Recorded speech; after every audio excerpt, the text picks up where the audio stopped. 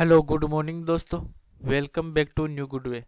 आज है दोस्तों 11 अगस्त 2021 और 11 अगस्त 2021 के जो भी डेली करंट अफेयर के क्वेश्चन बनते हैं उन्हें हम आज डिटेल से डिस्कस करेंगे।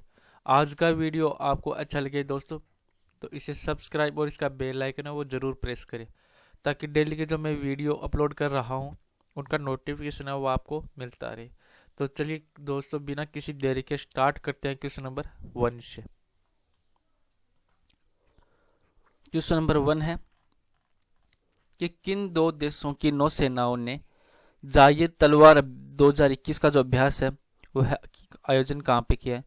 तो ये है दोस्तों भारत और यूएई की जो नौसेना है उन्होंने जायद तलवार 2021 का अभ्यास का आयोजन किया है। जो कब हुआ था? तो ये हुआ था 7 अगस्त 2021 को।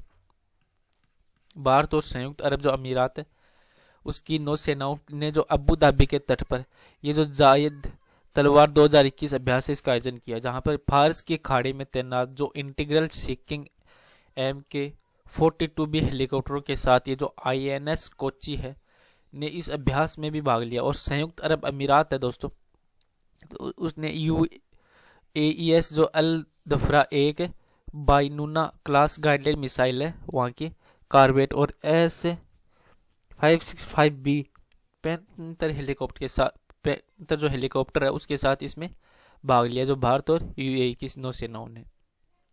नेक्स्ट क्वेश्चन है क्वेश्चन नंबर 2। किस मंत्रालय ने भारत छोड़ो आंदोलन पर एक प्रदर्शनी का उद्घाटन किया है? तो ये आंसर है दोस्तों संस्कृति मंत्रालय के द्वारा। जो 8 अगस्त 2021 को तो संस्कृति मंत्रालय के अभी मंत्री हैं प्रेजेंट टाइम में किशन रेड्डी। इन्होंने नई दिल्ली में भारत छोड़ो जो आंदोलन है उस प्रदर्शनी का उद्घाटन किया और ये आज़ादी के 75वें वर्ष को चिन्हित करने के लिए मनाया गया था। जो आज़ादी का अमृत महोत्सव के हिस्से के रूप में जो भारत का जो राष्ट्रीय अभिलेखागार है उसने प्रदर्शनी का आयोजन किया जो 8 नवंबर तक ये जारी रहेगा। नेक्स्ट क्वेश्चन है क्वेश्चन नंबर 3। टोक्यो ओलंपिक 2020 में पदक तालिका में किस देश ने शीर्ष स्थान हासिल किया है? तो इसका आंसर है दोस्तों अमेरिका के ने शीर्ष स्थान हासिल किया है। जो 8 अगस्त 2021 को जो IOC है उसका प्रमुख है थॉमस बाक, उनके द्वारा टोक्यो 2020 खेलों को समापन किया गया, जहां पे टोक्यो समापन समारोह में उसमें 2024 के खेलों के लिए जो ओलंपिक ध्वज पेरिस में उसके मेयर हैं एनी उनको सौंपा गया था। और अमेरिका ने इस पदक तालिका में सबसे ज्यादा 39 गोल्ड मेडल है जीते हैं और जबकि चीन ने 38 गोल्ड मेडल।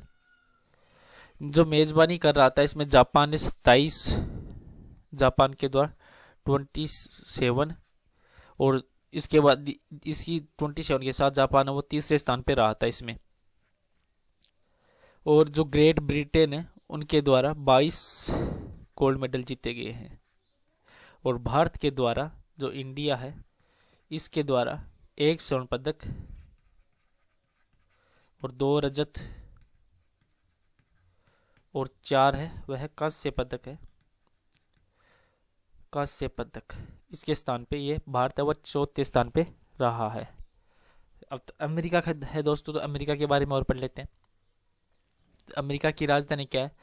तो अमेरिका की राजधानी है वाशिंगटन DC। और प्रेजेंट टाइम अमेरिका के राष्ट्रपति कौन है? तो वो है जो बाइडेन, जो बाइडेन। और उपराष्ट्रपति कौन है? तो वो है कमला हैरिस। और अमेरिका का सबसे बड़ा शहर कौन सा? तो है न्यूयॉर्क सिटी। नेक्स्ट क्वेश्चन है क्वेश्चन नंबर 4। किस संगठन ने युद्ध में पहली महिला अधिकारियों को शामिल किया है? तो आंसर दोस्तों भारत तिब्बत सीमा पुलिस। जो भारत तिब्बत सीमा पुलिस है ITBP इन्होंने युद्ध में अपनी जो पहली महिला अधिकारियों उनको शामिल किया है, जिसमें 8 अगस्त को ये आईटीबीपी है बीपी है उसने मसूरी में स्थित जो आईटीबीपी अधिकारी हैं उनको प्रशिक्षण अकादमी में अपना प्रशिक्षण पूरा करने के बाद युद्ध में पहली 2 महिला अधिकारियों को कमीशन को इसमें शामिल किया है, ये अधिकारी को इसमें कमीशन किया है। नेक्स्ट क्वेश्चन है क्वेश्चन नंबर 5। गोग्रा क्षेत्र जो हाल में चर्चा में रहा है वह किस राज्य या किस केंद्र शासित प्रदेश में स्थित है? तो इसका आंसर है लद्दाख में, ये लद्दाख में स्थित है। जो भारत और चीन ने जो पूर्वी लद्दाख में स्थित है गोग्रा क्षेत्र जो काफी खबरों में रहा है, तो ये गोग्रा क्षेत्र है उसमें अपने जो सैनिकों को हटा दिया और यह कदम है जो भारत और चीन की जो कोर कमांडर है उनके बीच जो कमेटी वार्तालाप हुई थी उसमें 12वें दौर के बाद आया, जिसमें मई 2020 से इस क्षेत्र में दोनों सेनाएं आमने सामने की स्थिति में थी, जो अभी वहां पर इस सेनाओं के द्वारा हटा दिया गया यहाँ की सेनाओं को। अब लद्दाख है दोस्तों, तो लद्दाख के बारे में और पढ़ लेते हैं। लद्दाख वो एक भारत का केंद्र शासित प्रदेश है और ये कहाँ पे है? तो जो उत्तर में लद्दाख वो उत्तर में काराकोरम पर्वत है उत्तर में, तो और दक्षिण में इसमें हिमालय पर्वत के बीच में है ये, और ये भारत का सबसे विरल जनसंख्या वाला एक केंद्र प्रदेशित राज्य है। अब तो लद्दाख की है वहां पे कितने जिले? तो लद्दाख में है 2 जिले। और लद्दाख की राजधानी क्या है? तो लद्दाख की राजधानी दोस्तों लेह, जो घूमने लायक बहुत ही अच्छी जगह है लेह है। और जो लद्दाख में हाई कोर्ट है, हाई कोर्ट तो ये कहाँ पे है? तो ये जम्मू, कौन सा है? जम्मू अवरी कश्मीर, जम्मू अवरी कश्मीर हाई कोर्ट। और प्रेजेंट टाइम लेफ्टिनेंट गवर्नर कौन है लद्दाख के? तो है दोस्तों राधाकृष्ण माथुर, राधाकृष्ण माथुर है ये लद्दाख के प्रेजेंट टाइम में लेफ्टिनेंट गवर्नर है। नेक्स्ट क्वेश्चन है क्वेश्चन नंबर 6।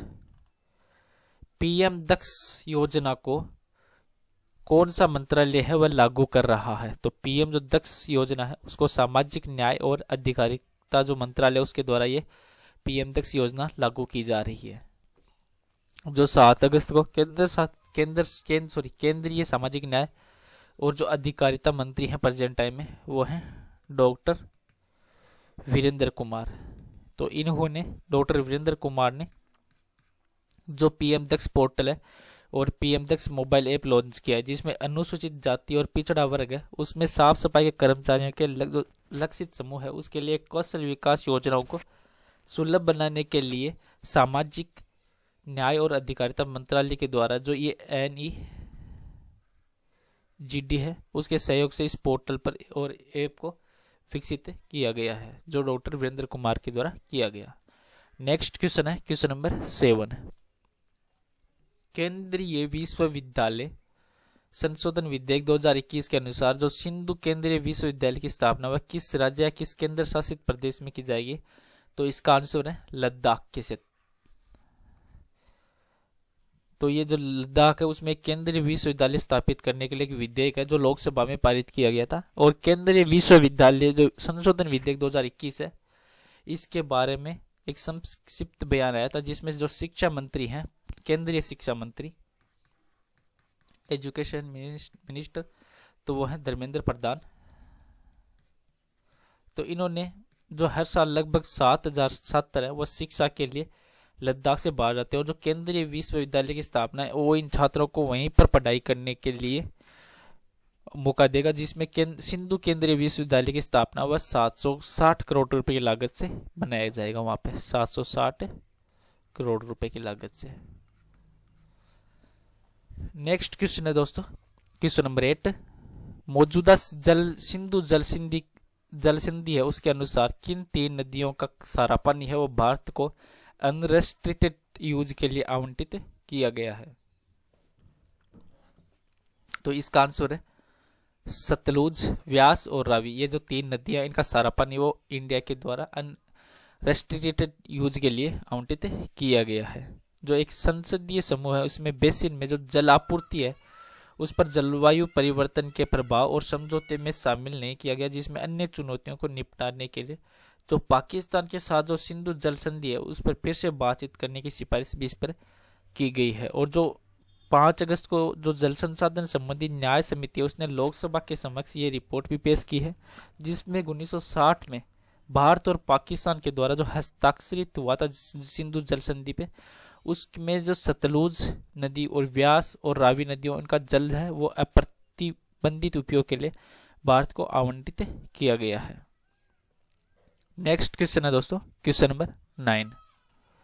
गोफेस्ट एयरलाइंस कंपनी है, उसने ओलंपिक पदक जीतने वाले खिलाड़ियों को कितने साल तक फ्री जो हवाई सफर उसके देने की घोषणा की है? तो इसका आंसर दोस्तों 5 साल तक।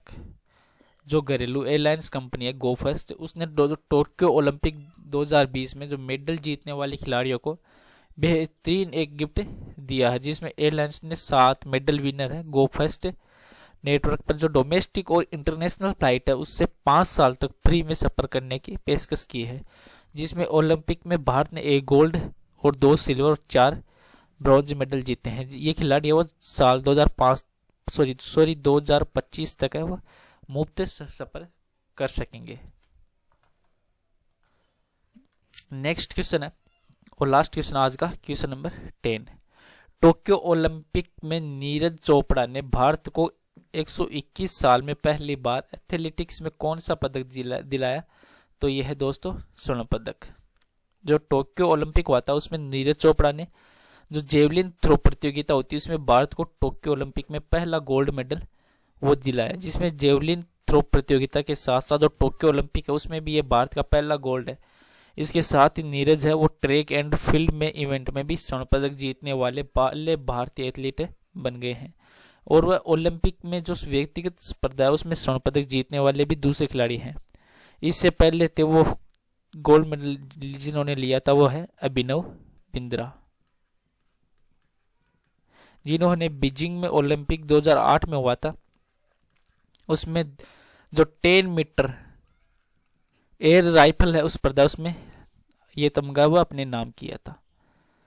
चलो दोस्तों आज का वीडियो यहीं पे समाप्त करते हैं। आज का वीडियो आपको अच्छा लगे तो इसे सब्सक्राइब और शेयर जरूर करें। Thank you all of you.